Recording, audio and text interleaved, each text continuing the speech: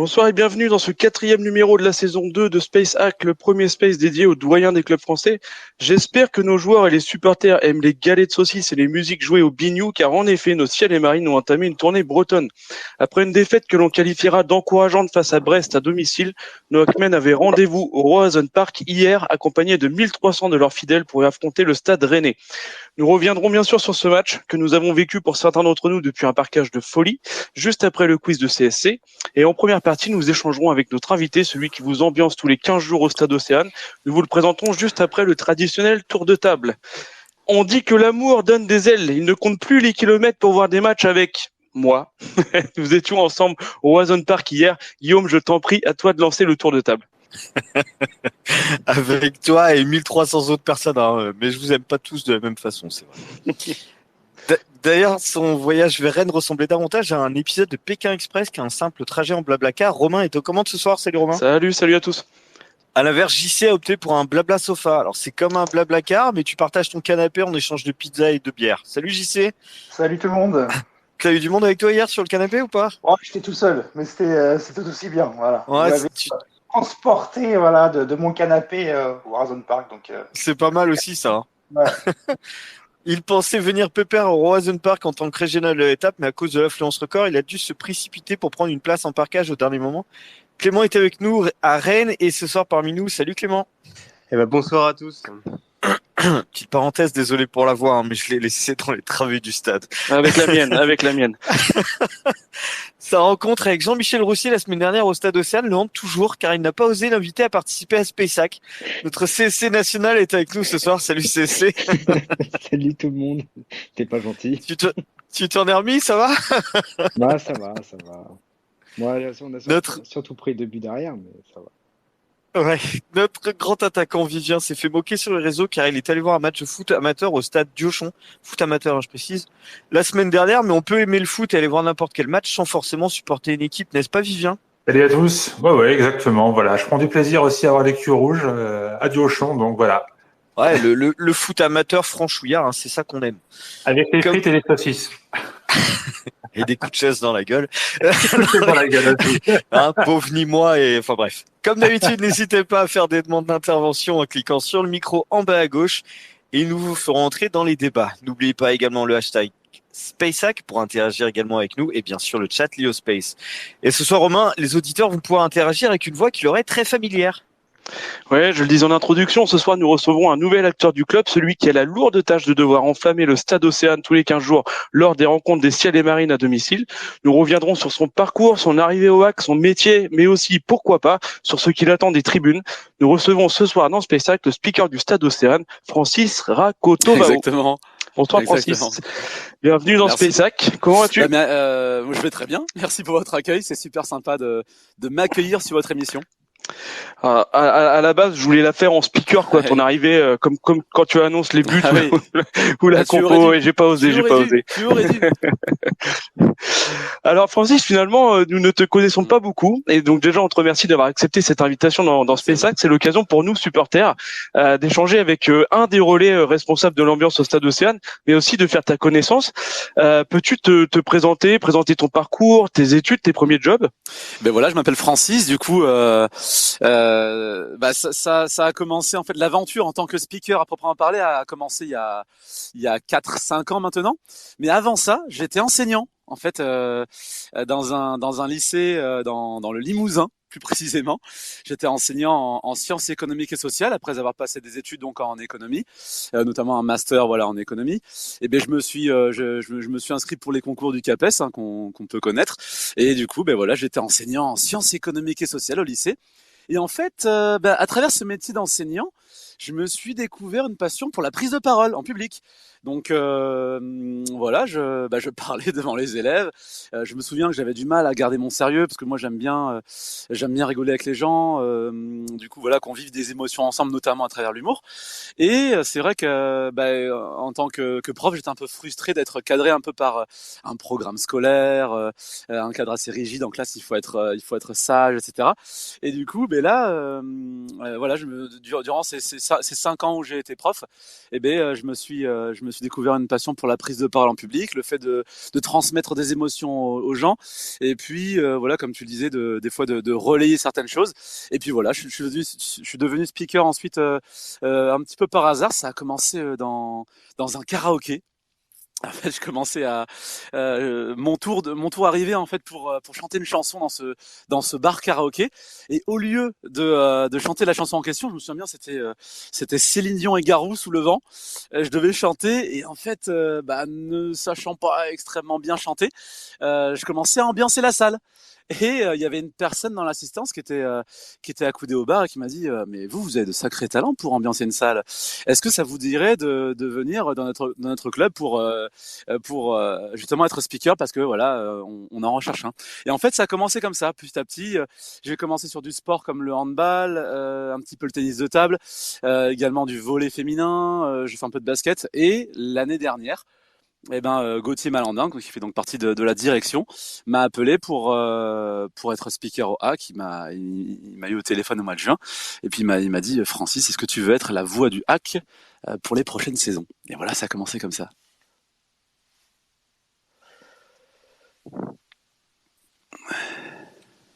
Ouais. On a perdu Romain. On l'a perdu. Ah, je suis là. Pardon. Si j'appuie pas sur le micro, excusez-moi. Donc je la refais. Déjà, merci Francis pour ta réponse. Et JC, je crois que tu souhaitais avoir une précision sur les activités de Francis, même si je pense qu'on a compris dans son explication. Ouais, merci. Oui, merci Romain. Bonsoir. Francis. Alors du coup, t'as arrêté d'enseigner, ou tu continues encore un petit peu quand Non, même maintenant j'ai totalement arrêté. C'est vrai qu'au tout départ, je pouvais pas forcément vivre de l'activité de speaker, parce que on est payé au cachet. Au départ, c'est pas des sommes très conséquentes. Du coup, au départ, je devais superposer le métier de prof avec le métier de speaker. Aujourd'hui, c'est plus possible parce que j'ai beaucoup d'activités, et puis je m'y concentre vraiment beaucoup. Mais non, aujourd'hui, je ne suis plus enseignant. D'accord. Et c'est quoi les autres activités que tu fais? En fait, je suis sur d'autres clubs sportifs. Alors, j'en ai en Normandie, mais j'en ai aussi dans le Loiret. Oui. Et je continue sur du handball, sur du basket, notamment du basket féminin, du volley féminin aussi. J'interviens aussi sur de la prise de parole en public, sur de la team building. Donc, c'est en entreprise. En fait, voilà, on fait des petits jeux avec les salariés pour créer de la cohésion. Voilà, c'est vraiment tout ce qui est prise de parole en public, sur le côté professionnel. D'accord, merci. Des activités dans le 14, on va quand même y venir, Francis, on va te taquiner un petit peu. Allez. Vivien, je crois que tu voulais revenir sur l'arrivée de Francis au HAC et l'accueil que lui a réservé la Cité Océane. Oui, bonjour Francis. Bonjour. Oui, une petite question pour revenir un an en arrière, à l'époque où tu as tu as fait tes premiers pas au Stade Océane. Tu as dû le remarquer que l'accueil du public à Vray a été un peu froid à ton égard. Tu as eu la lourde tâche de succéder à Pierre Pissavi. Et je voulais avoir ton ressenti par rapport à ces premiers matchs où l'accueil n'a pas été... moi, le premier, je te l'avoue, je vais pas jouer le faux cul, j'ai été très dubitatif, pas par rejet par rapport à tes prestations, mais parce qu'en fait, on adorait Pierre Pissavi, c'était vraiment le speaker historique du club. Et la transition a été compliquée pour beaucoup de gens. Et là où tu as été très fort, c'est que tu as réussi à retourner les gens au bout de plusieurs mois. Mais voilà, pour en revenir à ma question d'origine, c'était de savoir quelles ont été tes premières impressions au stade quand tu as senti que les gens étaient un peu dubitatifs. Écoute, c'est vraiment une très bonne question que tu poses. C'est vrai que on m'avait prévenu sur le contexte dans lequel j'arrivais. On m'avait un petit peu briefé, le fait que Pierre ait fait de très très belles années au HAC et soit forcément triste de partir. Pierre, que je salue d'ailleurs, que j'ai rencontré il y a 15 jours avec grand plaisir. Ça m'a vraiment fait plaisir d'ailleurs. C'est la petite parenthèse, ça m'a vraiment fait plaisir de lui parler il y a 15 jours. Et on m'avait prévenu de la lourde tâche qui m'incombait de remplacer Pierre. Et c'est vrai qu'au départ, étant forcément novice aussi sur ce poste, on m'a pas mal briefé. Donc on va dire que j'étais pas forcément inquiet, parce que quand je m'engage dans une aventure en général, j'y vais avec la bonne humeur qui m'accompagne, avec la bienveillance aussi, et je comprends tout à fait que on puisse être nostalgique de très bons moments qu'on puisse avoir qu'on puisse voilà avoir passé avec une personne précédente. Et je me devais également de respecter énormément le travail de Pierre qui a été fait auparavant depuis 2015 et de ne pas forcément tout casser non plus, faire n'importe quoi. Donc j'ai vraiment demandé au club de m'inscrire dans la lignée aussi de Pierre, en reprenant notamment le fameux Ciel et Marine que lui avait lancé. Ça, c'était important pour moi de pas tout casser, d'aller vraiment dans son prolongement pour être compris des gens aussi et pour voilà aussi qu'on puisse tout simplement continuer les choses et ne pas créer une totale rupture qui je pense aurait pas été ça aurait pas été super intelligent. Voilà. Merci. Quentin, je crois que tu voulais relier une question, je crois. Ouais, c'est ça. Bonsoir Francis. Bonsoir Quentin. J'ai une question d'Antoine qui te demande est-ce que le tournant a été le déplacement à Bordeaux pour la relation avec les supporters ? Ah, ça c'est super intéressant comme question aussi. C'est vrai que j'ai fait mon premier déplacement parce que j'étais dispo et puis c'était une super affiche. En effet, j'ai fait le déplacement à Bordeaux dans le parkage. Ça me tenait vraiment à cœur de le faire. Et en effet, oui, c'est vrai Quentin, ça a été un vrai tournant parce que c'était une vraie relation pour le coup avec les supporters. Moi, je me suis pris au jeu direct avec l'écharpe, avec tout le bazar. J'ai tapé dans les mains quand il fallait, et ça m'a vraiment permis d'être dans le COP et de m'imprégner de cette ambiance, d'être vraiment, d'avoir aussi des échanges privilégiés avec certains qui m'ont approché. C'était super intéressant et tout à fait, Quentin, je te rejoins. C'était un premier tournant, oui. Merci d'avoir répondu. Justement, pour rebondir sur cette question, donc on le disait, on a senti au départ que tu as cherché la bonne formule, hein. Et puis on a tous senti effectivement qu'il y a eu un virage dans ta façon d'animer. Alors effectivement, tu viens de le dire, c'est peut-être après ce match à Bordeaux et ce premier déplacement avec les supporters. Mais voilà, donc tu nous confirmes, il y a vraiment, à un moment donné, il y a quand même eu un virage dans l'approche. Bien sûr, il y a eu un virage, et puis je pense que dans une ambiance comme ça, il faut forcément tenir compte de l'avis du COP et des supporters. On ne peut pas faire forcément ce qu'on veut. Ça, il faut l'adhésion aussi de groupes dominants comme le COP, les Barbarians, voilà que j'ai pu voir notamment à Bordeaux. Oui, ouais, je reprends exactement ce que tu dis, hein. C'est important qu'on puisse se comprendre et échanger par rapport à ça. Et donc du coup, pour améliorer cette animation, je crois que Julien souhaitait connaître tes sources d'inspiration. Ah, c'est intéressant ça. Oui, effectivement, parmi les axes d'amélioration, enfin des choses sur lesquelles je pense que les supporters ont vraiment accroché, c'est l'avant-match quand tu annonces les joueurs. Un petit peu, alors je sais pas si tu t'en as inspiré librement, mais de Silvano, le speaker du Stade Bollaert, qui est dans un style assez proche du tien pour l'annonce des joueurs, de façon un peu théâtralisée, avec un petit mot pour chaque joueur. Et ça, c'est, voilà, je voulais savoir si tu t'étais inspiré de Silvano, et parce que c'est vraiment sympa, ce type de. Question hyper intéressante. C'est vrai que pour m'inspirer, je regarde aussi ce qui se fait ailleurs, et c'est vrai que, en effet, le speaker de Lens m'a beaucoup inspiré à ce titre, sans vraiment reprendre ce qu'il faisait. On a, en effet, essayé de reprendre, de faire une petite présentation du joueur, notamment, voilà, s'il était buteur sur le match précédent, ou s'il était en forme en ce moment. Et oui, c'était important forcément de s'inspirer aussi des autres, et oui, notamment du Stade Bollaert. Alors, on voulait te demander comment tu as vécu la saison dernière, parce que tout comme le staff, une partie des joueurs et des gens qui sont arrivés, hein, c'était aussi ta première saison, à toi aussi, hein, en Ciel et Marine, à l'animation. Pour ta première saison, tu vis une montée et tu dois faire vivre une montée. Donc, comment tu as vécu ça ?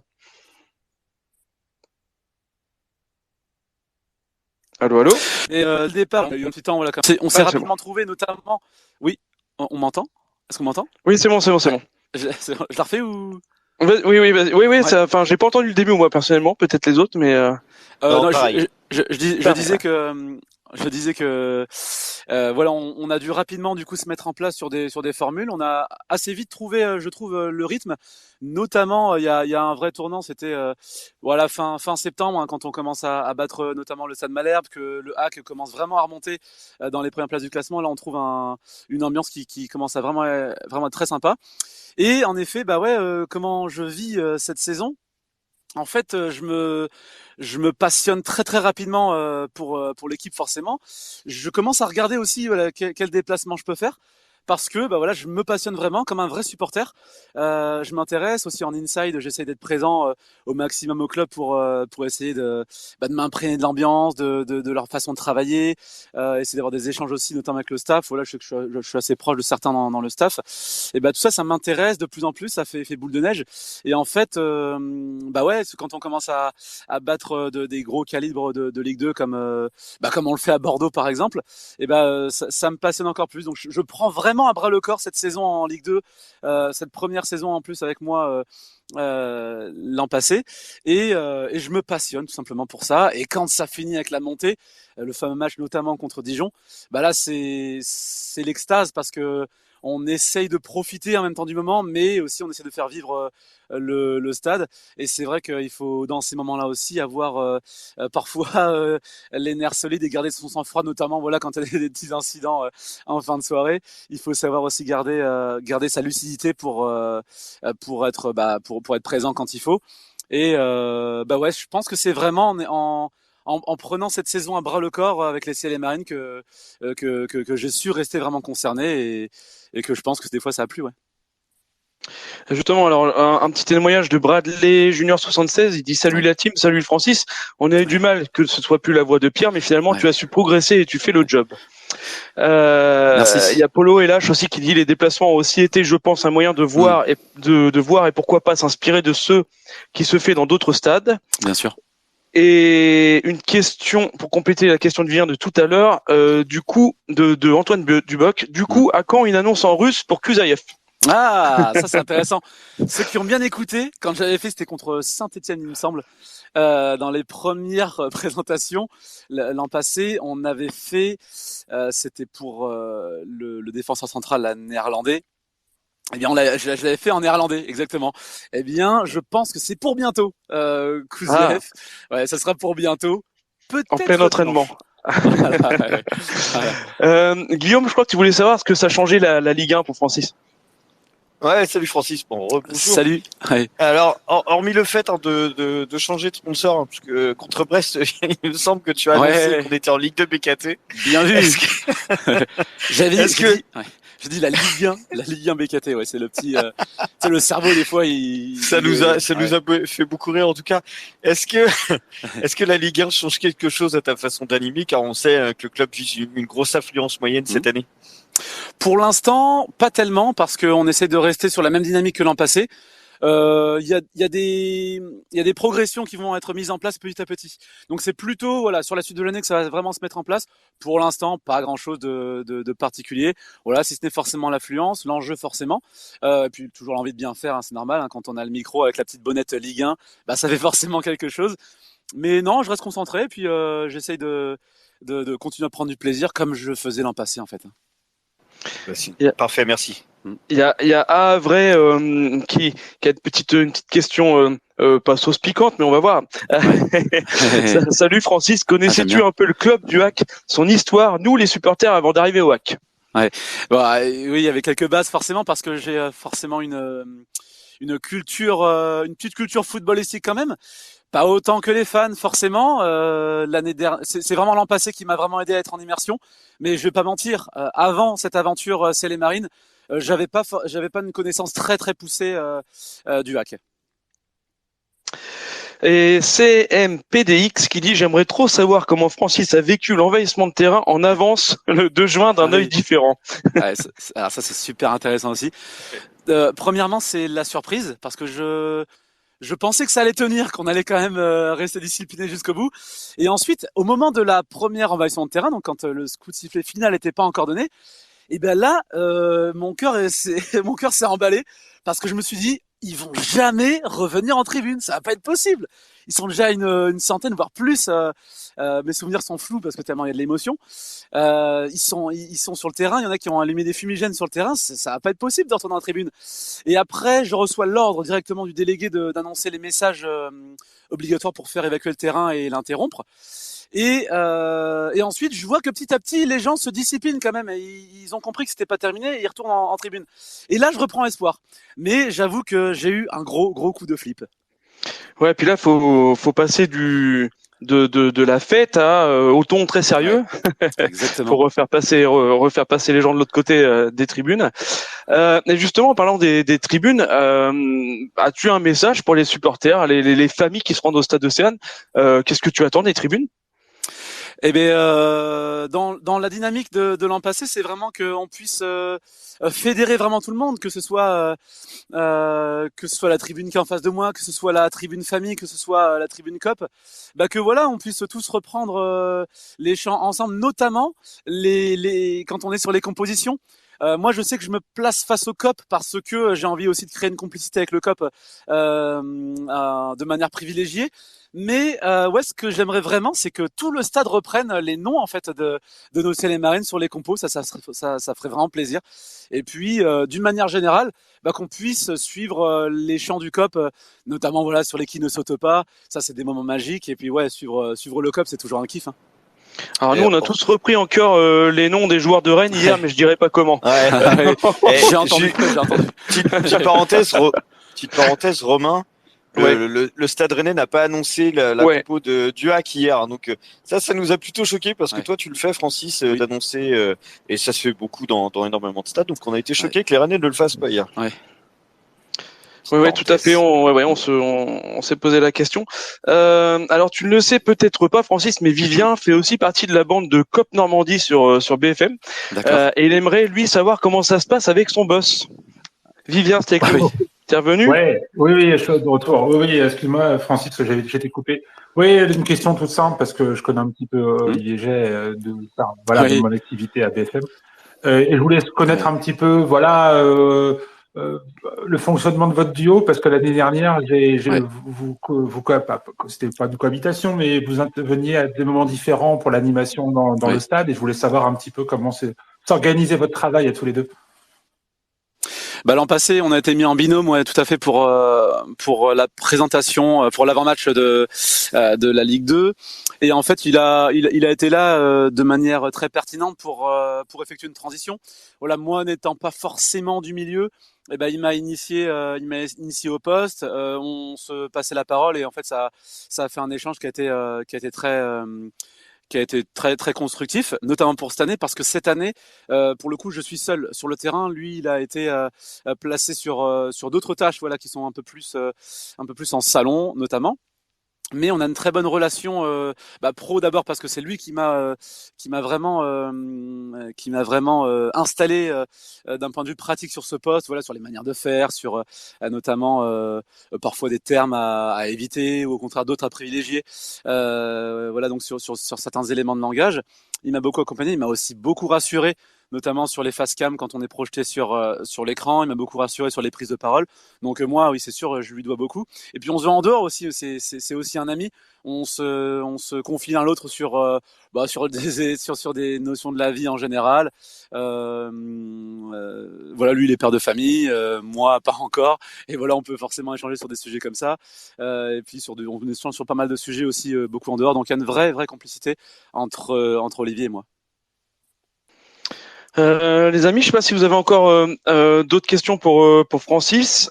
Si vous avez aussi peut-être retenu des questions dans les auditeurs, dans le chat.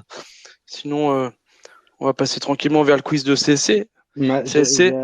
J'avais une question relayée de Rudy qui te demande à toi, Francis, est-ce que Bernard Blondel est un exemple pour toi? Oui. Moi, je sais pas qui c'est. Alors, est-ce que tu peux nous rappeler qui c'est? Vous connaissez? Quentin, tu connais? Oui, je connais, moi. Ah bon? C'était un speaker du hack dans les années 90, 95. Ah, ok. Ah oui. Très bien, on apprend toujours plein de choses dans Space Hack. Mais Malik, on était trop petits, nous, qu'est-ce que tu veux poser tes questions? Moi, j'avais le nom, mais j'avais pas forcément la référence précise. Ouais. Et je crois qu'il est toujours au club, hein. Enfin, il a peut-être pris sa retraite maintenant, mais je le voyais souvent enfin, tout le moins être proche du hack. Hein. Ok, on a appris des choses avant le quiz de CSC. Merci pour la question. Du coup, on va basculer sur le quiz de CSC. Alors, Francis, l'invité participe obligatoirement. Voilà, tu n'as pas le choix. Et ce soir, tu seras en face de Clément. Donc voilà, notre spécialiste tactique, notre tachnicien de l'équipe. Et puis du quiz, hein, et donc je laisse la main à CSC pour ce quiz. Allez. Ouais, juste pour préciser, Clément, lui, ne déçoit pas en Ligue des Champions. Alors on n'a pas donné le thème, tu peux le donner, on l'a pas donné. Alors le thème du jour est la Bretagne. Entre autres. On est quand même dans un tournant du championnat où on affronte que des clubs bretons à la suite. Ce qui est très rare, il me semble, hein, d'ailleurs. J'ai essayé de regarder, mais je crois que c'est la première année qu'un club affronte les 3 clubs bretons, pour l'anecdote. Donc on va commencer sur un système de tir au but, hein, comme a fait la semaine dernière Vivien, et je te remercie de m'avoir remplacé. Première question pour toi, Clément.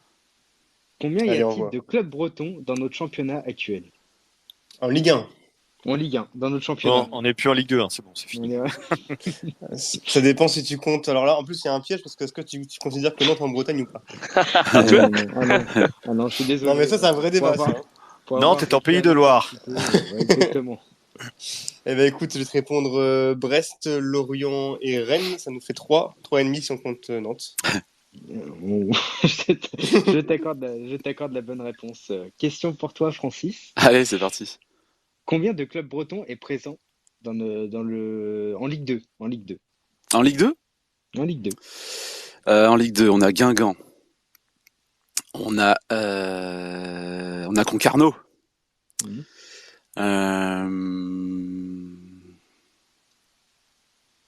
Ouais. C'est bien déjà? On est pas mal. Je t'accorde la bonne réponse. C'est bien. Ça fait 2 clubs. Voilà, c'est ça. Ah ouais. Quand ça compte ou pas? Je crois pas. Un peu de respect pour les leaders, messieurs. Deuxième question pour toi, Clément. Combien de joueurs bretons sont présents dans l'effectif havrais cette saison 2023-2024 en Ligue 1 Uber Eats, pour préciser? Né en Bretagne alors? Non, ouais, pas né à Évreux et ouais, Kuzaïf, il est pas breton du coup. Ouais, il y a pas beaucoup.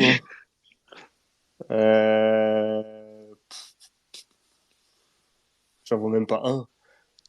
Moi, je dirais 0. Il n'y a pas un seul breton. Ah si, non, il y a Desmas, 1. Il est brestois. Effectivement, et effectivement, en plus, tu m'as tout donné, Clément. Et c'est Arthur Desmas qui m'a toujours pas donné son maillot. D'ailleurs, D'ailleurs, Francis, là, si jamais tu connais bien Arthur Desmas. Ça fait 1 an et demi, ça fait un an et demi qu'il croit après. Ah, ça va. C'est compliqué. J'ai essuyé pas mal de refus en parquage visiteur. Mais même à Montpellier, pour la petite anecdote, j'ai même demandé à Montpellier. Hein, il m'a dit non. Donc, Mais il aime pas ta tronche. Qu'est-ce que tu veux qu'on y fasse? C'est ça. C'est compliqué. Bon, je vais voir ce que je peux faire. Ah, c'est très sympa ça. C'est sympa. Merci, Francis. Ouais. Question numéro 2 pour toi, Francis. Quelle est la moyenne de buts encaissés par le Hack en 3 journées de Ligue 1? En 3 journées, combien de buts on a encaissé? Ouais, en moyenne. 1, 2, 3, 4, 5, 6. Ah oui, d'accord. 6 sur 3, ça fait 6 divisé par 3. Hein. Ah ouais. Ça fait 2. Ça fait 2. Ça va, t'étais pas prof de maths, ça on va. est le prof des cours. Ça fait 2 partout. Donc voilà. on est sur une bonne lancée là. Question numéro 3 pour toi, Clément. Au bout de combien de journées le Hack, version 2008-2009, a inscrit 5 buts? Donc, au bout de combien de journées le Hack a inscrit 5 buts, version 2008-2009? 37 journées. Hein. 5 buts. Je me rappelle qu'on avait galéré.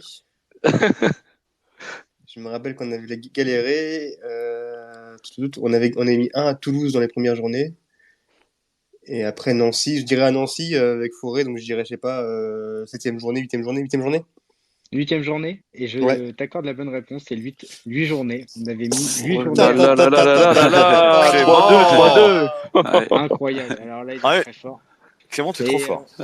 C'est là qu'on peut souligner que même sans attaquant, on marque des buts. Donc, troisième question pour toi, Francis. Allez. À quand remonte la dernière défaite du HAC à l'extérieur en championnat? Dans le championnat de France. Championnat de France à l'extérieur? À l'extérieur. À l'extérieur. Bah, c'était l'année passée. Oui. Si je me trompe pas, c'est ça? C'est ça. C'était à Annecy. 1-0. Effectivement, je t'accorde la réponse. Ça fait 3 partout. J'y étais. 3-3. Voilà. Ah, je t'ai pas eu dans le parquage. Je suis passé rapidement, ouais. Donc, on est à 3 partout. On assiste à un beau match. Question numéro 4 pour toi, Clément. Tu vas m'adorer, tu vas voir. Qui était le dernier joueur à avoir inscrit un doublé en Ligue 1?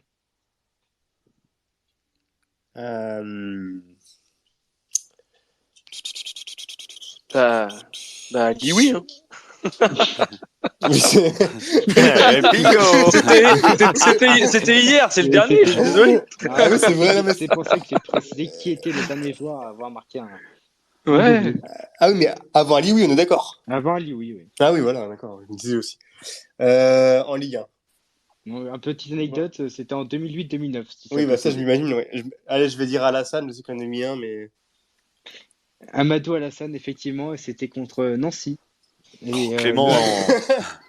Et le Havre avait perdu 3-2 et c'est Alassane qui avait mis un doublé. Très, c'est la Ligue des Champions ce soir, c'est la Ligue des Champions. Ouais. En espérant qu'un des deux joueurs ne fasse pas une baligeon et qu'il arrête un penalty. Petite dédicace à Hack Archive. Quatrième question pour toi, oui. Francis. Lors du dernier Hack Lorient en compétition officielle, un seul joueur de notre effectif était présent. Qui est ce joueur? Ah, je l'ai pas là. Un seul joueur. Un seul joueur était présent. D'accord. Il a été titularisé là depuis le début de saison? Non, toujours pas. Enfin, en amical, oui, mais pas. Je crois que je l'ai. Je l'avais pas à la question, mais je crois que je l'ai maintenant. T'as quand même mis 2 jours à réfléchir. Hein. Oui, parce que moi j'ai les questions depuis 2 jours. il était quand le Hack Lorient? Il était en 2016-2017 en Ligue 2. En Ligue 2, d'accord. Eh bien, je sais pas. Mathieu Gorgelin? Effectivement, bonne réponse. Voilà. C'est le seul joueur de notre effectif. C'est le dinosaure, on peut dire, de notre effectif. D'accord. Et dernière question pour toi, Clément. Quel est le dernier score du Hack Lorient version Ligue 1? Quel est le dernier score du Hack Lorient version Ligue 1? Le Havre Lorient, on avait perdu. Abriel, il avait mis une putain de frappe en feuille morte. C'était bien ce match-là. Abriel avait marqué. Ouais, et si je peux t'aider, j'ai revu le résumé et effectivement, c'est ce match-là. Abriel avait marqué. Veilluru avait marqué. Moi,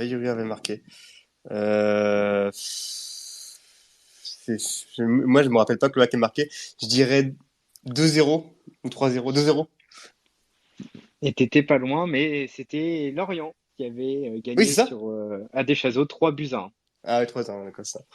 C'est dommage. C'est dommage. Je me rappelle du but de Veilleret et du but d'Abriel, si je ne me cours pas. Et c'était Nicolas Dieuze qui avait marqué pour le Hack. Ah, ça, je me rappelle pas.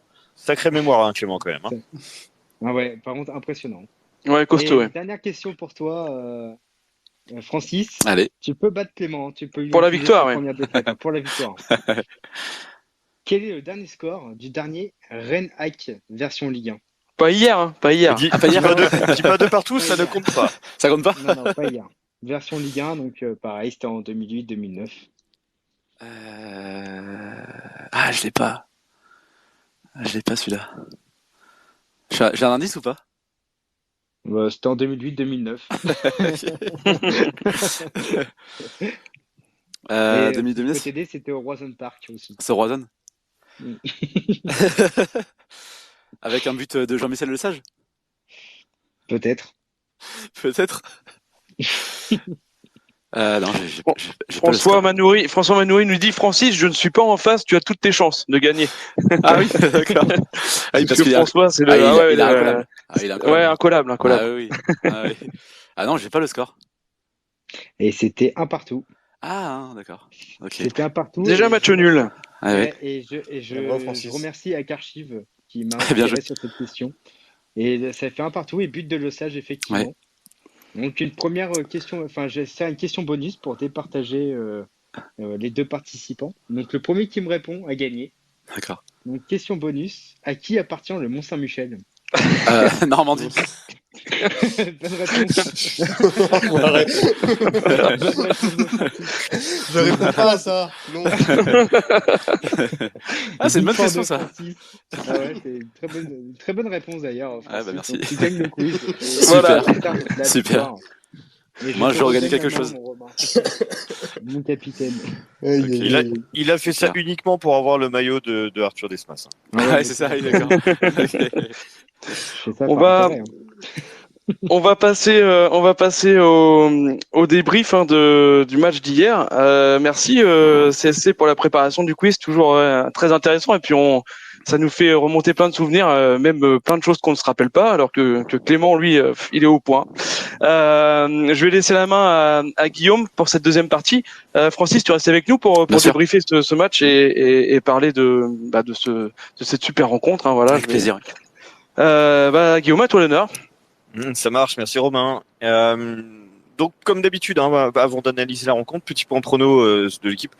Et comme d'habitude, aucun bon prono cette semaine, même si Vivien était le seul à avoir vu un match nul. Donc 1-1, bravo Vivien, hein, t'étais pas loin. Parce que nous, on était vraiment tous pessimistes. Surtout CSC, 6-0, t'es loin. C'est la première journée. Hein. Et ça va continuer d'ailleurs. Si ça marche super bien, donc ça va continuer. J'ai pronostiqué 4-0 aussi, je me suis mis en mode CSC, mais on a fait un beau match nul, c'était pas mal. Donc le Hack, juste avant cette rencontre, sortait d'une défaite encourageante à domicile contre Brest, tandis que Rennes était allé décrocher un excellent match nul sur la pelouse du vice-champion de France en titre Lens. Et pour démarrer cette rencontre, Lucas Elsner avait titularisé dans les buts, comme d'habitude, Arthur Desmas. Devant lui en défense centrale, Aruna Sanganté et Gauthier Lloris. À gauche, Christopher Opéry, à droite, Yoann Salmier. Au milieu de terrain, Yacine Keshta a été titulaire pour la première fois depuis sa grosse blessure la saison passée. À ses côtés, Abdoulaye Touré, en lieu et place de Oussama Tagarline, lourdement blessé lors de l'échauffement un dimanche dernier avant Brest, et Daler Koutiaev. Devant eux, en attaque, Samuel Grand-Cyr occupait le côté gauche, Loïc Nego était sur l'aile droite, et Nabil Alioui en pointe de cette équipe. Alors Clément, même si au début on était un peu paumé sur la tactique de départ dans les travées, on a démarré en 4-2-3 en phase défensive et plutôt 4-4-2 en phase offensive avec un Koutiaev très haut. Ton sentiment sur ces changements tactiques, toi qui n'apprécies pas le 5-3-2 qu'on a pu voir avant? Je suis assez content d'être revenu à une défense à 4. Je trouve que ça a pas mal marché en seconde mi-temps. On a senti les joueurs un peu moins paumés en défense, si ce n'est Opéry, que après, je te l'avais dit, mais Opéry, ses premières 30 minutes, j'ai vraiment pas aimé. Koutsaïev, par contre, j'ai trouvé un petit peu perdu aussi. C'est pas vraiment son poste. Je pense que numéro 10, il est mieux, je trouve meilleur plus bas sur le terrain. Et puis, sinon, dans l'ensemble, j'ai trouvé la tactique assez cohérente, même si This space was downloaded via spacesdown.com. Visit to download your spaces today. je préfère ce bon vieux 4-3-3. Ouais, alors je vais pas vous faire un résumé du match, vous l'avez tous vu, mais on va revenir chronologiquement sur des événements marquants et débattre au fur et à mesure sur différents sujets. Alors le premier événement, évidemment, c'est le but Rennais à la 10e minute, mais avant de parler de la VAR, je souhaitais revenir sur l'origine du but. Samuel Grand-Cyr se retrouve balle au pied au milieu de terrain avec deux Rennais qui viennent le presser et finalement récupérer le ballon. Encore une perte de balle qui vaut cher, JC. Oui, c'est dommage, car c'est une situation qui doit être évitée, notamment par une meilleure prise d'information à la réception de la passe ou je sais pas moi, ou bien par l'apport de solutions par un partenaire. Mais c'est vrai qu'on voit dans l'action, il réceptionne et je pense qu'il fait une erreur parce que pour moi il aurait dû contre-attaquer et jouer avec Alioui et malheureusement il se retourne. Et il cherche Opéry, c'est trop tard, il est chassé par deux Rennais et puis le mal est fait quoi. Donc ça c'est vraiment dommage. Mais surtout ce qu'il faut c'est que ça sert de leçon. Le but c'est d'éviter les erreurs au maximum, même si forcément il y en aura. En Ligue 1, ça va beaucoup plus vite qu'en Ligue 2, donc c'est le jeu. Hein. Il faut vraiment éviter cela et faire en sorte de peut-être mieux analyser les situations et et même quand on voit qu'il y a un partenaire en difficulté, essayer que un petit partenaire vienne l'aider pour apporter des solutions. Mais c'est vraiment important. C'est vraiment important pour la suite du championnat. Ouais, complètement. C'est encore une erreur bête qui n'était pas préjudiciable forcément en Ligue 2, qui là paye cash en Ligue 1. Et c'est vrai que c'est pas la première fois que ça nous arrive. Et c'est l'apprentissage de la Ligue 1. Ensuite, donc c'est le VAR time, lors de la frappe de Blas. Gouiri est positionné juste devant le nez de Desmas, l'empêchant de voir le jeu et d'arrêter le tir. L'arbitre a consulté la VAR pour rien, pas de hors-jeu. Romain, l'apprentissage de la Ligue 1, est-ce que c'est aussi apprendre à se faire débouter, voire dégoûter par la VAR? C'est surtout qu'on voit que sur plein de situations, c'est pas que ça sert à rien, mais oui, si on peut pas déjuger en voyant cette image-là, je comprends pas. Peut-être que je sais pas, faut qu'on nous explique la règle du hors-jeu, comme on l'a pu le lire sur Twitter. C'est au-delà de dire but pas but. Voilà, le match est passé. J'aimerais bien moi qu'on nous explique calmement, mais pourquoi, qu'un arbitre nous explique la règle du hors-jeu, parce que visiblement on l'a pas compris. Ou parce que là effectivement Gouiri en plus il fait action de jeu et puis surtout il est en plein devant Desmas qui peut absolument pas voir le ballon partir. Voilà. Donc on n'a pas entendu l'arbitre en parler. J'ai vu après Lyon-Nice l'arbitre venir en plateau expliquer une de ses décisions. Là on l'a pas entendu du tout. On est d'accord pour ceux qui ont vu le match sur Amazon. Je sais pas s'il y en a qui on peut peut-être demander l'avis de Francis par rapport à cette situation, Francis. Oui. Oui, c'est vrai que j'ai vu comme vous, mais pour moi, en fait, c'est un fait de jeu qui peut arriver et c'est encore des choses très très discutables. Là, je suis tout à fait d'accord là-dessus. Ouais, c'est un fait de jeu. Cette fois-ci, c'est contre nous. Si je peux préciser, sur Amazon, Christophe Jallet qui était complètement furieux de la décision de l'arbitre. Ouais, après avoir visionné les images, ouais. Parce que sur le coup, personne n'a bronché. Mais moi, j'avais pas bronché. Franchement, pour moi, c'était pas un scandale. Je vous l'avais dit sur le coup. Ah, puis nous, du parquage, on ne voyait absolument rien. Donc, effectivement, on n'avait pas lieu de broncher. Le problème, c'est comme des stats. C'est tout de suite été voir l'arbitre. JC, sors de ta cave. JC, sors de ta cave, on t'entend plus. C'est mieux là? Ouais, lève le bras. Je disais que le premier à se manifester, c'est Desmas qui a tout de suite été voir l'arbitre pour lui signaler que non, il était masqué et il pouvait pas intervenir sur la frappe. En plus, malheureusement, il est détourné par Sanganté. Mais non, mais il est masqué. Il était masqué. Mais c'est vrai que pas le but, mais quand les joueurs vont voir l'arbitre, ce qu'ils veulent aussi, c'est que l'arbitre lui-même aille revoir les images lui-même. C'est ça aussi. Donc peut-être que nos Havrais, faut qu'ils apprennent à trouver les arguments pour que les arbitres aillent voir aussi les images par eux-mêmes. Peut-être que l'arbitre aurait changé sa décision, on sait pas. Peut-être. Mais surtout par rapport à ça, c'est ça qui est compliqué. Ouais.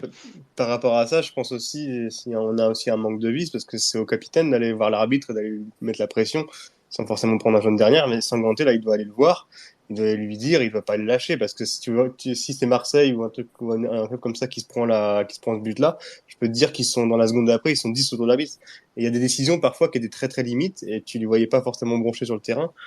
Et je trouve que justement, c'est pas, il faut quand même montrer que t'es sur le terrain, que t'es pas là non plus pour te faire entuber. Et des décisions comme ça, tu te mets à 10 autour de l'arbitre et tu lui dis d'aller voir la VAR. Je suis sûr que si ça avait été Rennes-Marseille, ou clairement. Lyon, je pense que le mec aurait à minima été voir la VAR. Et ça fait partie de l'apprentissage. Il y a Vivien qui voulait. Il n'aime pas du tout l'OM. Je sais pas. Oui, c'est possible, oui. J'ai vu ça avec. Vivien, vas-y. Je voulais intervenir parce que je sais pas si parmi vous avez vu un documentaire très intéressant qui a été mis en ligne sur YouTube sur la dernière journée de championnat de Ligue 1 où on a pu voir comment les arbitres étaient gérés en fait les matchs, ils étaient filmés et on voyait comment ils étaient assistés de la vidéo par leurs collègues qui sont dans le car. Et moi, j'ai appris une chose, c'est que tous les faits de jeu sont intégralement revus par les arbitres qui sont dans le car. C'est-à-dire que on parlait tout à l'heure éventuellement d'aller voir, de faire un peu de vice, d'être un peu vicieux, d'aller voir l'arbitre pour lui mettre la pression. Mais il faut savoir que parallèlement, toutes les actions qui sont potentiellement litigieuses sont analysées et revues en vidéo. Donc ça veut dire que concrètement sur cette situation, les collègues de l'arbitre principal ont validé le fait que le but était valable. Donc là, on est au-delà ça s'appelle de demander au Havrais d'être un peu plus de mettre la pression. Là, c'est une décision qui était collégiale. Donc on en revient après de savoir quelle est la vraie règle. Hein. Je te rejoins, Romain. Moi, je suis pas. C'est ça. Ouais. Je la connais pas. Et après, par rapport à ce que tu dis, Francis, c'est vrai qu'après, bon, faut pas non plus en faire un débat éternel. Là, c'est un fait de jeu. Un jour, c'est contre nous. Un autre jour, ça sera pour nous. Même si c'est énervant le jour où c'est contre nous, parce que à un moment, en début de match, ça aurait pu nous plomber tout le reste du match. Hein. Une action comme ça, on prend un but au bout de 12 minutes, je crois, ou 10 ou 12 minutes, ça peut. On s'en est sorti au bout du compte, mais bon, voilà, c'est un fait de jeu. C'est regrettable, mais voilà. On n'en fera pas une vidéo comme les Lensois avec la compile des erreurs de la VAR en fin de saison. C'était ridicule, ça. C'était nul. Hein. On est d'accord. Ouais. Deuxième événement, deuxième but René. C'est toi qui es gardien. Grosse erreur de Desmas ou sur le coup il peut rien faire? Je vais être un peu. Je suis un peu partagé. Parce que j'ai revu le but. 10 minutes avant le space, j'ai revu les images. Alors c'est très compliqué parce que non franchement il est professionnel ce gars quand même. Hein. Non, il fait ses devoirs à la dernière minute. Non, mais le but je l'ai revu 100 fois, mais je voulais juste être sûr de moi et pas faire comme à la VAR et être sûr de ma décision. Non, mais en gros, il reçoit une mine. Il reçoit une mine et franchement, je crois que Kalimundo touche la balle. Il dévie légèrement le coup franc. Alors, il fait un arrêt réflexe hein, quand même. Il a le réflexe de mettre les mains. Malheureusement, il a relâche. Hein, et je pense qu'il veut la capter et au lieu de mettre les points. Alors, ce qui fait une erreur, je pense qu'il aurait mieux fait de mettre les points et la balle elle serait partie autre part. Mais il a voulu la capter et malheureusement, il l'a relâché dans l'axe et Christopher Roux a bien suivi. Alors, est-ce que c'est une erreur?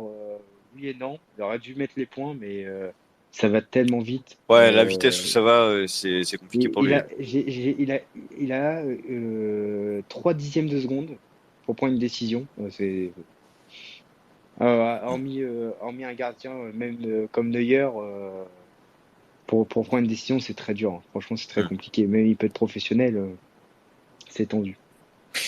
Et du coup, Clément, c'est encore un but qu'on prend sur coup de pied après celui contre Brest. Est-ce que ça va devenir un axe de travail majeur dans les jours et les semaines qui viennent? Et pourtant, c'est notre force l'an dernier. C'est ça. Coup de pied arrêté offensif et défensif. Alors, est-ce que ça a été moins bossé en prépa et du coup, on subit un petit peu les conséquences aujourd'hui? J'en sais rien, mais c'est sûr que on a pris 3 ou 4 coups de pied arrêtés sur les 6 buts là, je crois. Je sais même plus. Et ouais, je pense que là, il faut bosser parce que là-dessus, j'ai un peu, moi, c'est par rapport à la faute de Desmas, je trouve quand même que il fait quand même un petit peu, le ballon lui glisse un peu des mains et ça revient, c'est mal boxé, quoi. Après, c'est sûr que derrière, c'est compliqué de critiquer Desmas parce qu'il nous sauve quand même deux grosses occasions à la fin du match. Mais sur ce coup, en tribune, en tout cas, on n'était pas forcément très, très, très joyeux. Et troisième action marquante, évidemment, donc le premier but de Nabil Alioui, un super centre de Christopher Repéry, une merveille de tête décroisée qui finit dans le but de l'ancien Havrais Steve Mandanda, même si lui, a priori, il l'a oublié. C'est pas tant le but que je souhaitais analyser, Vivien, puisque après des débuts timides, poussifs, où on était plutôt spectateur qu'acteur, ce but a l'air d'avoir réveillé l'équipe. Oui, ce but a réveillé l'équipe, et puis aussi le fait important à ce moment du match, c'est que les Rennais ont commencé un peu à baisser de pied. Ils ont poussé. Et puis en fait, une fois qu'ils ont mené 2-0, on a senti qu'ils se sont peut-être dit bon, allez, c'est suffisant contre une équipe qui vient de monter. On a fait le plus gros et on peut se contenter peut-être de gérer. Et puis en fait, c'est là qu'on est sorti du bois, quoi, qu'on a su le rapport de force s'est inversé à ce moment-là et on a su être efficace sur ce but. En fait, jusqu'à maintenant, c'était un peu le reproche qu'on faisait au Havre, surtout la saison dernière, c'était devoir avoir plusieurs occasions avant de marquer un but. Et là, bim, sur un super compte d'Opéry, Alioui croise sa tête, Mandanda est complètement spectateur, il est complètement dans les choux. Et là, ça relance tout, quoi. Ça change tout. Et au meilleur moment, en plus, hein, à 5 minutes de la fin, à 5 minutes avant la fin de la mi-temps, on n'aurait pas on serait pas revenu avec un but. Comme ça, on serait resté à 2-0 à la fin de la mi-temps. Je pense que là, les carottes auraient été cuites. Mais là, ça nous a remis un coup de boost. Et je pense que notre coach préféré, Elsner, les a remotivés à fond. Et ils sont arrivés, voilà, le couteau entre les dents. Et puis, on connaît la suite. Et Francis, justement, qu'as-tu pensé, toi, de cette première mi-temps? Est-ce que tu avais de l'espoir, justement, au retour au vestiaire? Eh bien, donc oui, on a connu un début de match un peu compliqué, mais ensuite, oui, c'est vrai que ce but, il relance vraiment, la partie. Et oui, comme vous l'avez dit, c'est vrai que dans les minutes qui ont suivi, on aurait même pu égaliser directement, parce qu'on sentait même que le stade s'était beaucoup refroidi. Les supporters de Rennes s'étaient vraiment calmés, et le ballon était vraiment dans les pieds des Ciel et Marines, et du coup, il y avait vraiment moyen de faire un truc. Et même autour des vestiaires, on continuait à avoir le ballon et on continuait à être dangereux, donc c'était vraiment très encourageant. Et c'est ce hack-là qu'on aime. Ouais, merci Francis. Et donc au retour des vestiaires, quelques temps après, Samuel Grand-Cyr était expulsé suite à 2 fautes totalement évitables. JC, on a perdu le Samuel Grand-Cyr si étincelant à Montpellier.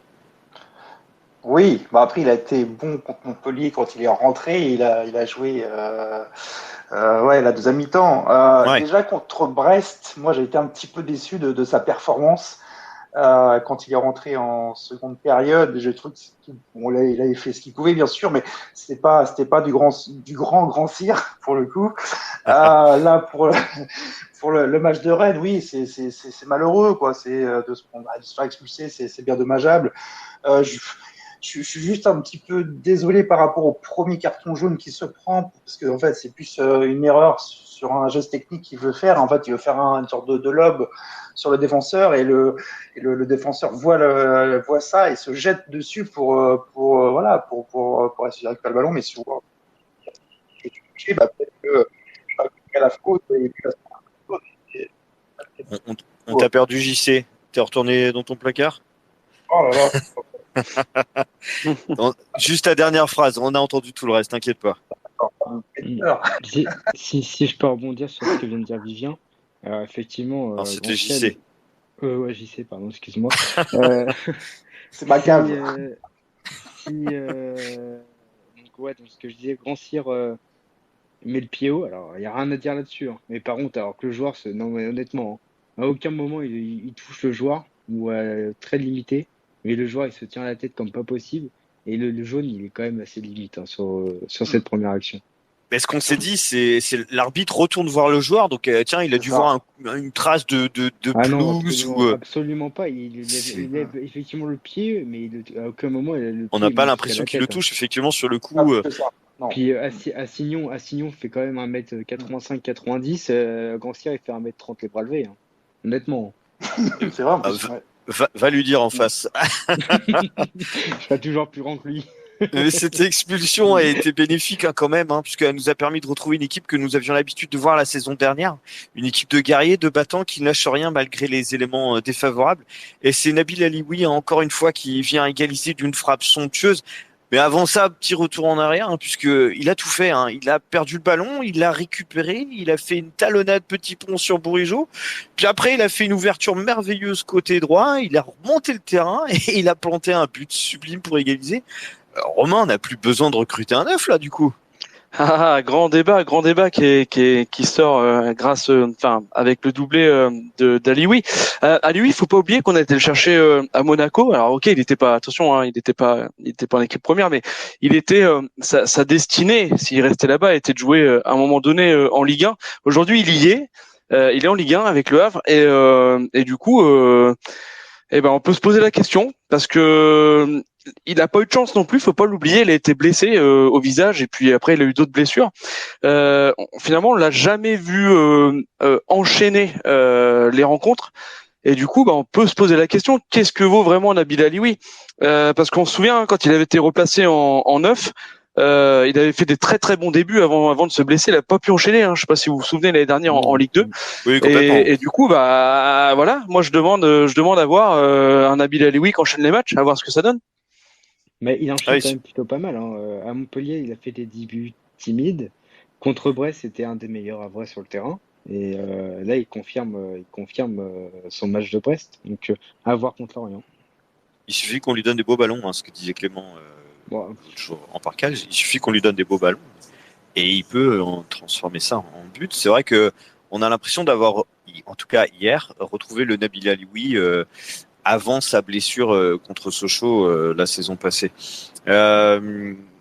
Clément, par contre, sur le deuxième but, on avait l'impression de voir les défenses de MLS face à Lionel Messi en ce moment en mode spectateur. Juste l'impression qu'une nouvelle fois, nos adversaires nous ont pris de haut, comme disait tout à l'heure, après le 2-0, ils sont dit. Et leur entraîneur aussi. Et leur entraîneur aussi. Leur entraîneur, même après le match, ils nous ont pris de haut aussi. Ils ont arrêté de jouer. Ça me fait penser un peu au deuxième but qu'on a mis à Montpellier. C'est un peu le même genre de. Exactement. Où les défenseurs se regardent un petit peu. Moi j'y vais, toi t'y vas. Et puis finalement personne n'y va. Et puis ils nous laissent tirer.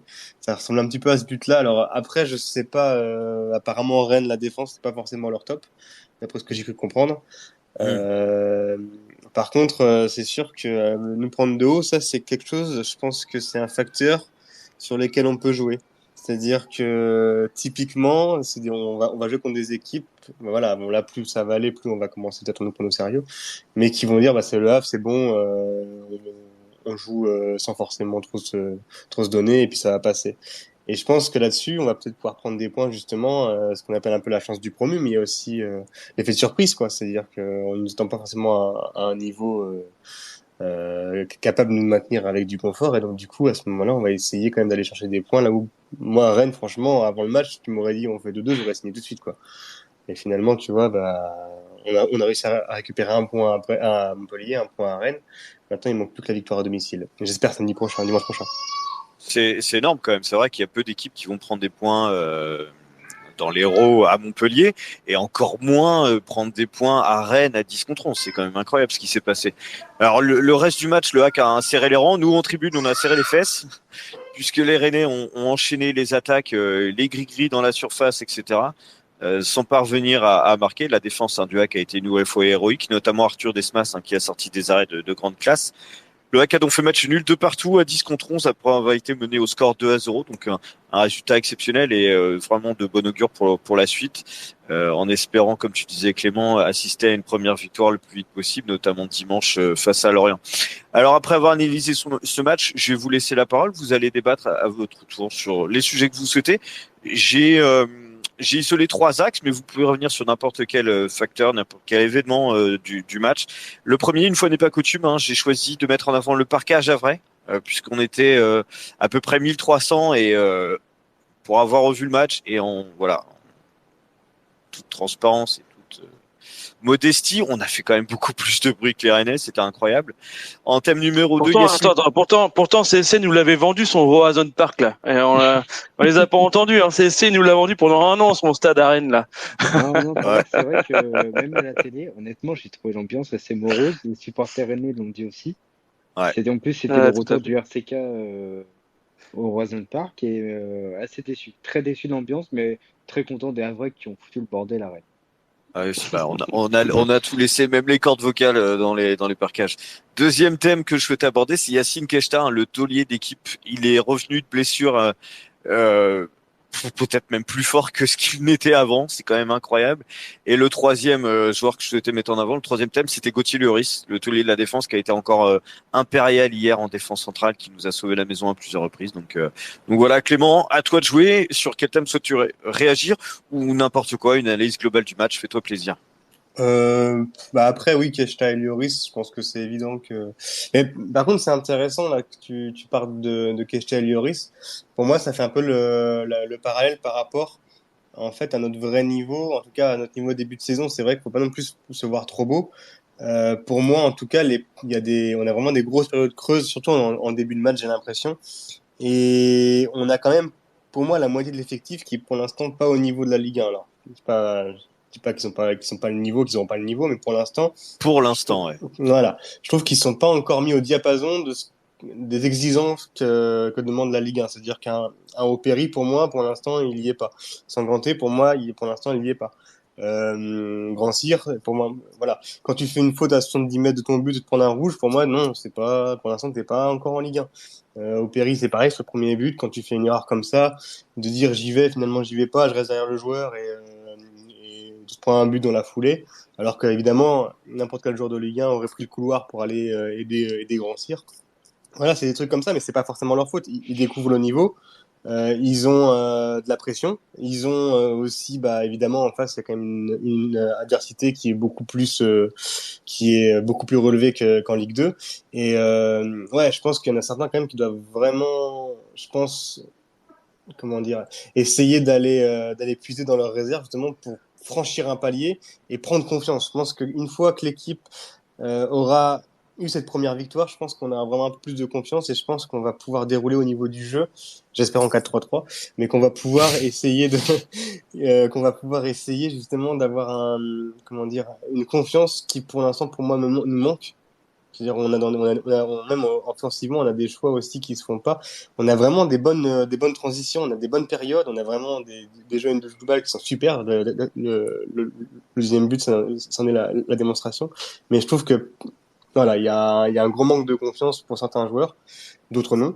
Mais c'est là-dessus, je pense que Elsner, tu me demandais tout à l'heure sur quoi faut travailler. Je pense que c'est vraiment sur ça. Je pense qu'il faut qu'ils prennent leurs responsabilités, qu'ils aient confiance en eux, parce que la plupart c'est quand même des bons joueurs de foot et qu'ils y aillent. Parce que s'ils attendent et que s'ils se cachent, ça ne fera pas. Je rebondis sur ce que tu disais sur les joueurs qui n'avaient pas le niveau Ligue 1. Un joueur qui avait le niveau Ligue 1, selon toi, c'était Quentin Cornet, mais pas de bol, il est parti en Grèce. Alors là, c'est attention. Pour Cornet, j'avais dit que techniquement, il aurait pu jouer en Ligue 1. Je maintiens encore ce que je dis, c'est que c'était un joueur qui était techniquement, je pense qu'il aurait pu jouer en Ligue 1. Après, le reste, physiquement, oui, voilà, il est parti tout est parti à volo, sans jeu de mots, mais Ah, attention, ce jeu de mots était déposé par Gilles, hein, je me suis fait engueuler sur Twitter. Mais je pense que techniquement, c'était quand même un bon joueur quand même. Vivien, tu souhaitais... Ouais, je voulais rebondir Clément, tu m'en veux pas pour la petite blagounette sur Quentin Cornet. Mais ça va devenir un running gag, je pense, cette histoire de Cornet. Et puis c'était aussi pour annoncer qu'il avait signé à Volos en Grèce, etc., et quitté le club. Enfin bref. Vivien, à toi la parole. Vas-y, réagis sur ce que tu veux. Je voulais rebondir sur ce que disait Clément. Je te trouve un petit peu sévère, moi, vis-à-vis de quand tu dis que la moitié de l'effectif n'est pas prêt, n'a pas le niveau Ligue 1 encore. Je trouve qu'ils sont quand même pas loin. T'as des joueurs qui le sont déjà au niveau, clairement. Puis d'autres qui le sont peut-être pas encore, mais ils sont tout proches. Enfin, on sent que ils sont à la limite. On voit la performance de Sanganté, il s'est fait un peu secouer les bretelles par son coach par rapport aux prestations des deux premiers matchs. Bah là, contre Rennes, il a fait un top match, je trouve. Il a été solide avec son compère Loris.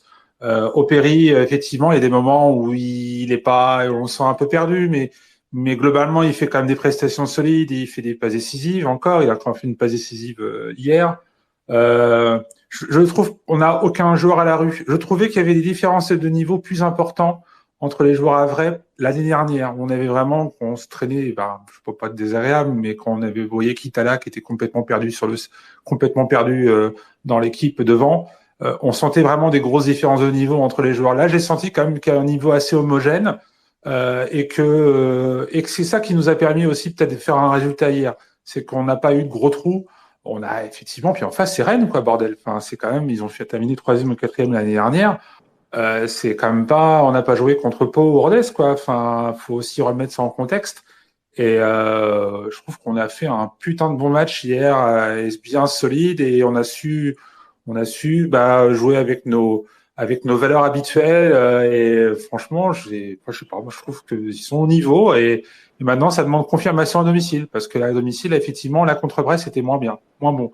Mais là, sur les performances de contre Montpellier et Rennes, bah, je trouve que c'est top ce qu'on a fait. Hein, franchement. Justement, Francis sur Amazon Prime, Ludovic Robagnac a dit qu'il faudra compter sur le hack en Ligue 1 cette saison. T'es d'accord avec lui? Ouais, je suis plutôt d'accord. C'est vrai que pour l'instant, on a vu des choses vraiment très encourageantes. Que ce soit Montpellier, on a vu des bonnes choses quand même contre Brest. Et puis là, quand on voit le match qu'on sort face à Rennes, moi, perso, je suis assez confiant pour cette saison.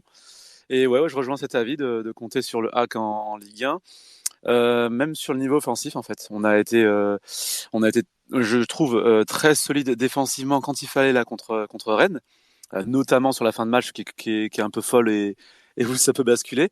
Et bah, moi, je rejoins un peu l'avis de Vivien, oui, pour dire que l'effectif, il est pas loin quand même d'être vraiment au niveau, parce qu'on a su tenir quand même, on a su le tenir le 2-2, ce qui aurait pas forcément été le cas auparavant. Donc ça, ce sont des signes qui trompent pas. Et quand on sait revenir de 0-2 à 2-2 et ensuite tenir le score, bah c'est un signe. Et puis oui, forcément contre Rennes chez eux, c'est quand même pas rien. Donc je partage complètement cet avis de dire qu'il faudra compter sur le hack en Ligue 1 cette année.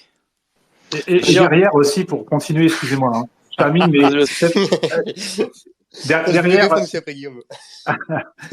veut dire que maintenant tous les matchs à l'extérieur chez les gros, on peut potentiellement, sans être niais et nigo, mais peut-être espérer aller tirer un résultat à Lyon prochainement, aller peut-être tirer un résultat chez les équipes qui sont identifiées comme des grosses cylindrées, et c'est des points qui vont compter à la fin de la saison, hein. Tous les petits points supplémentaires, parce que tu as les matchs importants contre les équipes qui jouent le maintien comme nous, mais aller grappiller des points à droite, à gauche chez les gros, ça va, à la fin, ça peut compter un point, puis 5 points, mettre ses 0 points à Rennes, hein. Nous, c'est un point. Et comme 5 hein. Ouais. Oui. Juste, je voulais revenir rapidement, excusez-moi, sur la défense, puisqu'il y a Polo Elage qui disait quelque chose sur Loris. Loris, c'est juste impressionnant depuis le début de saison. Je pensais qu'il serait limité en Ligue 1, sa vitesse notamment, mais il compense par un super placement et des interventions impeccables. Alors, ce n'est que le début de saison, mais pour l'instant, c'est le meilleur joueur du hack. Je le rejoins. Il est toujours juste dans ses interventions, et hier, il nous a sauvé la mise à de nombreuses reprises. C'est vrai que Loris, c'est impressionnant et vraiment dans la continuité de la saison dernière. Et il élève son niveau de jeu justement pour s'adapter à la Ligue 1. C'est vraiment costaud. Clément, du coup, tu voulais intervenir? Non, juste pour répondre à Vivien. Alors bon, on sera pas d'accord, mais quand il dit que tout est parfait. Moi, je trouve quand même qu'on a eu quand même un bon trou d'air quand même contre Rennes en première mi-temps. On a eu un bon trou d'air aussi où on se prend les 2 buts en 3 minutes là contre Montpellier. Après, bien sûr, je pense que Sanganté, Opéry, tout ça, ils vont se mettre au diapason. Je suis quasiment sûr que d'ici 4-5 matchs, on va avoir une équipe qui va être compétitive, qui pourra même rivaliser, je pense, avec des équipes de milieu de tableau, en tout cas à domicile. Mais voilà, je pense qu'il faut se mettre aussi vraiment au niveau, et je pense pas qu'il faut non plus nous voir plus beau que ce que l'on est actuellement. Il faut vraiment... Clément, on rivalise avec un Stade Rennais à 10 contre 11. Ah, mais ça, c'est nickel, ça, c'est super, ça, hein. T'as vu l'effectif, du Stade Rennais. Enfin, quand même, on en a parlé en avant-match en regardant les compos. Ça nous fait rêver, nous, à vrai. L'effectif du Stade Rennais. C'est une équipe, moi, personnellement, au moins dans les 5 premiers, voire podium, hein, pour moi. Ah, mais c'est possible. Alors après, bon, je pense honnêtement, si on rejoue le match 10 fois, je suis pas sûr qu'on le gagne. Oui. 9 fois. Bon, après voilà, mais c'est super un match comme ça. C'est sûr que c'est fondateur. C'est même pour les supporters, c'est vraiment super. Après, je pense qu'il faut. J'essaie de prendre un peu plus de hauteur par rapport à un simple match comme ça. Voilà. Pour moi, il y a encore quelques carences, mais je suis optimiste pour la suite. Mais voilà, c'est juste que j'essaie d'être pas forcément non plus trop dire tout est bien, tout va bien, on est super, on va se mettre tranquillement. Non, je pense qu'il faut quand même encore beaucoup bosser par rapport à certaines choses. On a une vision complémentaire, Clément. Clément, moi je vois le verre à moitié plein, et c'est ça, voilà. tu vois le verre à moitié vide. C'est ça la différence. Parfait. Le verre de bière sans alcool vendu à Horizon Park. Avec la galette saucisse, bien sûr. Avec la galette saucisse.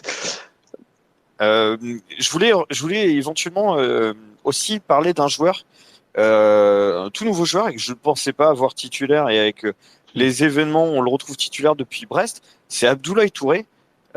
Si quelqu'un veut me parler d'Abdoulaye Touré, je le trouve quand même. Ça a l'air d'être un futur patron au milieu de terrain. Je sais pas ce que vous en pensez, JC, CC, peu importe, mais Moi, c'est ce que j'attendais que tu me donnes la parole parce que c'est vrai qu'on n'avait pas parlé jusque-là et j'allais en parler et je trouve que Abdoulaye Touré euh, est un très bon joueur. Il s'est bien remis de ces 2 dernières saisons où il a très peu joué dans un championnat un peu bidon et je le trouve ultra intéressant. Alors certes, c'est un peu brouillon encore sur certaines actions, ou même physiquement, il a un peu de mal sur les fins de match, mais c'est totalement normal. Mais je trouve qu'il fait son taf et il le fait même très très bien. Et je pense qu'il pourrait même être titulaire indiscutable cette saison, parce qu'il remplace bien Victor Lecal, je trouve. JC, si tu veux nous donner ton avis sur Touré ou sur quelqu'un d'autre, peu importe. Ouais, bah surtout pour moi c'est vraiment une grosse surprise. Je m'y attendais pas. Voilà, le mec il joue pas depuis 2 ans et là il se retrouve titulaire contre Brest, sachant qu'il devait pas jouer. Enfin puis il fait sa presta quoi. Donc franchement c'est vraiment encourageant. Puis c'est un profil qu'on n'a pas, donc ça c'est vraiment intéressant. Ça me fait penser un peu à Amos Yuga il y a quelques années quand on avait eu comme ça une masse physique au milieu de terrain. Et non, moi je suis content. On a bien fait de le recruter parce que je pense que c'était un recrutement lié à une opportunité. Et bah franchement, bien joué de la part de Bodmer. Hein. Vivien, tu levais la main comme à l'école. Vas-y. Ouais, exactement. Je suis très scolaire, moi. Oui, par rapport à Touré, je trouve que il a un profil complémentaire de Targaline qui malheureusement est blessé. C'est que il apporte un impact physique que porte pas forcément Targaline. Et là, je vois un mal pour un bien. C'est que la blessure de Targaline fait jouer Touré, bien évidemment, et nous permet aussi de voir associer à Touré Keshta. Parce que je ne suis pas certain que Esner aurait associé Targaline, Keshta et Koudzaïev, par exemple, parce que ça aurait certainement manqué d'impact physique au milieu de terrain. Et là, le fait de faire jouer Touré, qui fait de très bonnes prestations, nous permet de voir Keshta, et qui nous a fait une masterclass hier. Et voilà, Targaline, je suis très triste qu'il soit blessé, il va pas revenir avant 2-3 mois, mais ça a peut-être libéré peut-être une place et plus rapidement que prévu à Keshta, qui nous régale là, clairement. Donc moi je suis pas inquiet pour la suite au milieu de terrain. On a vraiment des ressources, beaucoup de ressources. Et puis même pour souligner Keshta, dans les duels, c'est vrai moi je m'attendais à ce qu'il n'y aille pas, dans le sens où peut-être par la rechute, etc. Mais c'est un mort de faim. Mais dans les duels, il y va. Hein. C'est un mort de faim. Il a vachement progressé par rapport. C'est très impressionnant. À l'épaule, c'est impressionnant, je trouve, Keshta. Il y va dans les pieds, il fonce, c'est un mort de faim. C'est un vrai box-to-box à l'anglaise, en fait. C'est énorme.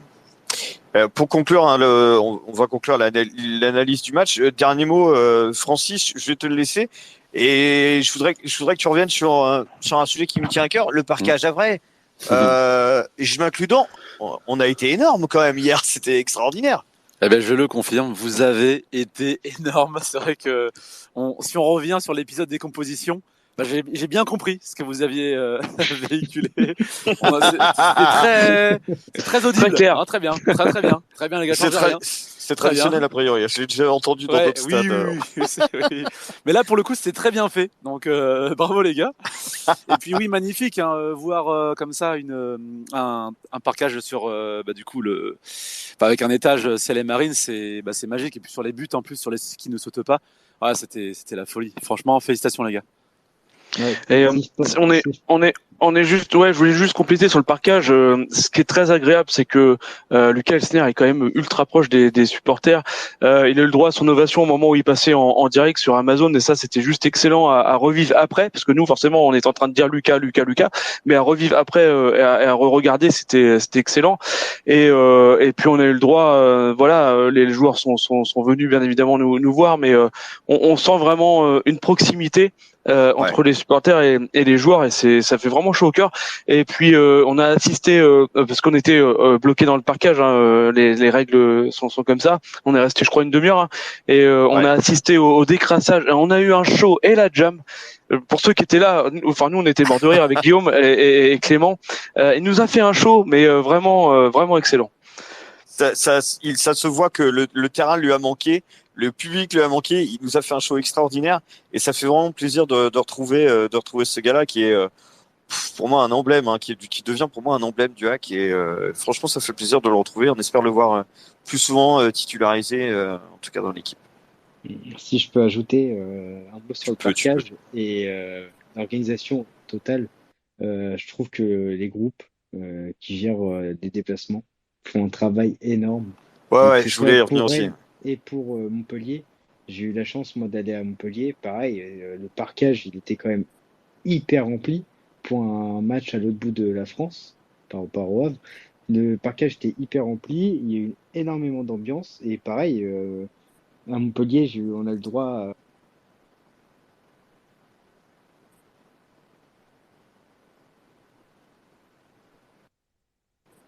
Ah, bravo. Ah, on a perdu CC, non? Je crois qu'il y a c'est le micro, je crois, qui s'est désactivé. Oui, vas-y. Ouais, donc juste pour finir ma dernière phrase, je remercie toute l'organisation et j'espère qu'on va pouvoir assister à ça jusqu'à la fin de la saison. Et l'accueil des Rennais aussi, comme certains l'ont souligné dans les commentaires. On peut aussi remercier l'accueil des Rennais qui était un très bon accueil.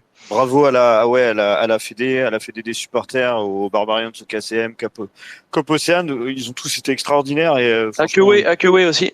Akeway maintenant, qui fait partie de la Fédé Akeway, hein, qui permet aussi à des gens qui habitent loin comme toi d'avoir assisté au match. Donc bravo à tous. Franchement, c'était exceptionnel et si on a pu vivre tout ça, c'est grâce à eux, grâce à vous tous. On peut tranquillement passer à la conclusion, mon cher Guillaume. Et bien évidemment remercier notre invité du soir.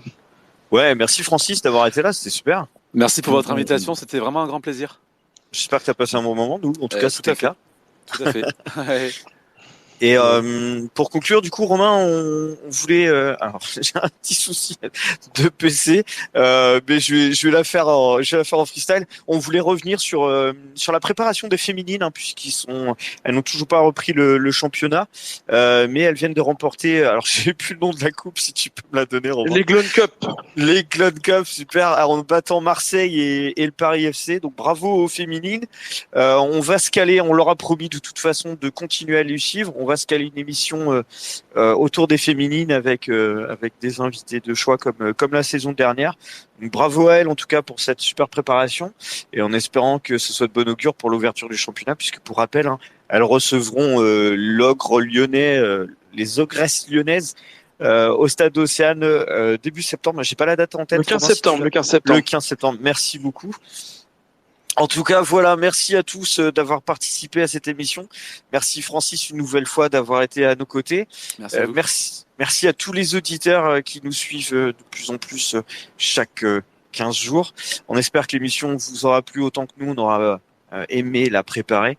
Et on se retrouve dans 15 jours avec un autre invité. On vous en dira plus d'ici quelques temps. En attendant, tous au stade Océane pour pousser les Ciels et Marines contre Lorient en espérant une première victoire. Et en attendant, je vous souhaite à tous une très bonne soirée et à bientôt.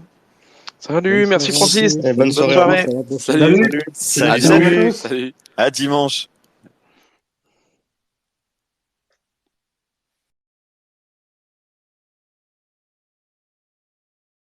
This space was downloaded via spacesdown.com. Visit to download your spaces today.